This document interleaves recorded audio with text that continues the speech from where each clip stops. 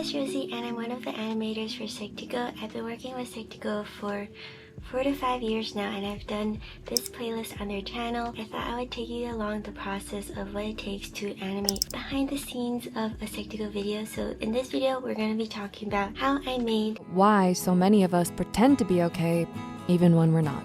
Every time I get a project, I get a script and a voiceover file. I take these two things and just do whatever I want with it. The Psych2Go team really values creativity, and so they just let me just create characters, animate them, and create a visual story for the videos you see on their channel. The first thing I usually do is create all my backgrounds. I try to vary my style of characters and backgrounds and everything throughout each video to keep things interesting, but I am sometimes starting to side to a specific style. The visual theme for the video I chose was more of a under the water scene, so I made a bunch of backgrounds and I did elements like corals, rocks, and seaweed. What else? Plants, underwater sea things, and I just put them in a folder and then dragged and dropped them into various scenes and created a library of backgrounds to choose from. I think it's really important to just make subtle differences. Even if it's not really noticeable, it actually adds a lot of depth and more interest to the video you're about to see. So yeah, I created my backgrounds in Procreate, I drew all of them, and then I put them into After Effects and played with lighting and make things more beautiful and colorful. With Psych2Go, it's a remote process, so I get to work on it whenever I want, and here are some little vlogs of me working on Psych2Go videos at random places.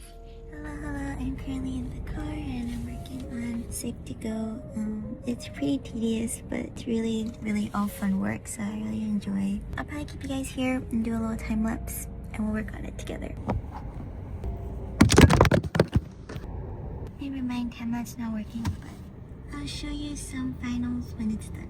This is what it's currently looking like. You can go like this, and you can go like wave. Doop, doop, doop, doop, doop, doop.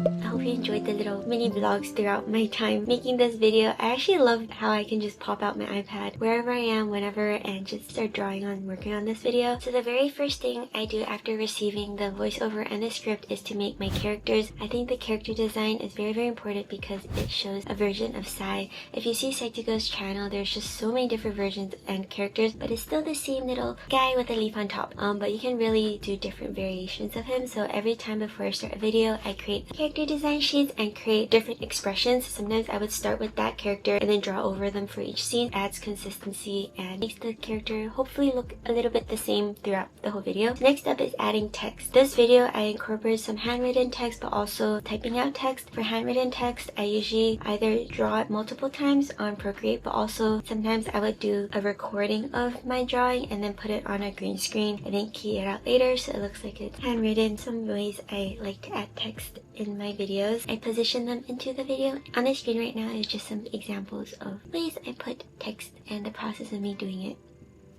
Next up is frame by frame animation. This process is very tedious. It is literally drawing the same thing and draw frame by frame. Even though it's the most tedious, it's honestly my favorite part about working on these videos. It is a very therapeutic process to me and just very time consuming but very rewarding when you see everything in action. In a time lapse, sometimes it doesn't really show much, but then when you put it all together, you're like, ah, he's waving or he's lifting his arm. Very subtle movements, but I think it adds life to these characters. Sometimes if they're too static, adding a little movement, even though sometimes it's very subtle, but then you added like a couple hours to the workload, it is very impactful, I think, in the long run. I think with animation, it's all these like small details that build up to make a really nice whole cohesive and storytelling full.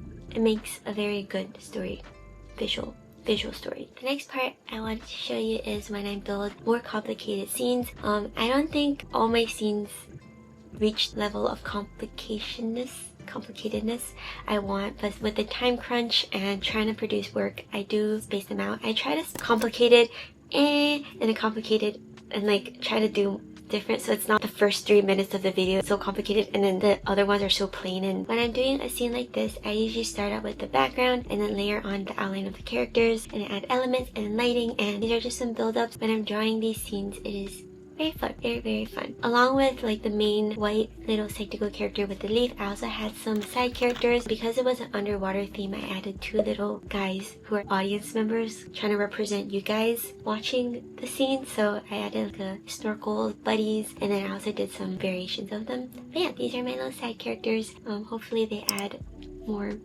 people population to the story super mini world that I'm creating for this video. Next up is really subtle, but the little bubbles you see on the screen. This one I made 4 different kinds of bubbles and just varied them in size and in speed throughout the video. Very small detail, but I think it adds more elements to this underwater world. And then in the next clip, you're gonna see me layering the different elements that I've put together. I do my layering in Final Cut Pro. I think I tried to do them in After Effects, but then the file just got really complicated, and yeah, Final Cut Pro just lets me drag a bunch of layers throughout the whole thing. It's easy to layer on, and even though the keyframing isn't as exact, it still works. Hopefully, yes. Last but not least is the text. I've done some handwritten fonts throughout the video, but with the typed out text, I usually do it at the very end.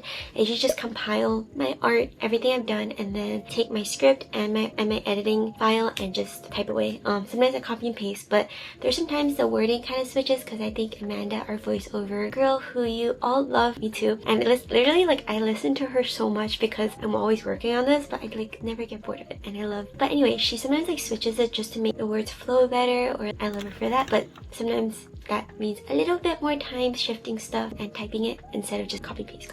I try not to put too much text on the screen because I think that's a little hard to read sometimes, so I try to keep the text pretty even and short throughout the video. That's when I'm adding text throughout the video. I hope you enjoyed a little sneak peek of what goes on behind all the videos you see on our channel. If you have any comments or suggestions or things you want to see, please let us know. We'll try to make them happen together. If you want to follow me on my social medias, this is my accounts. Yes, my art accounts. But yes, hope you guys like this one, and please go watch all our videos that we worked really hard on. Hey, thank you so much, and I'll see you guys in the next one. Bye bye.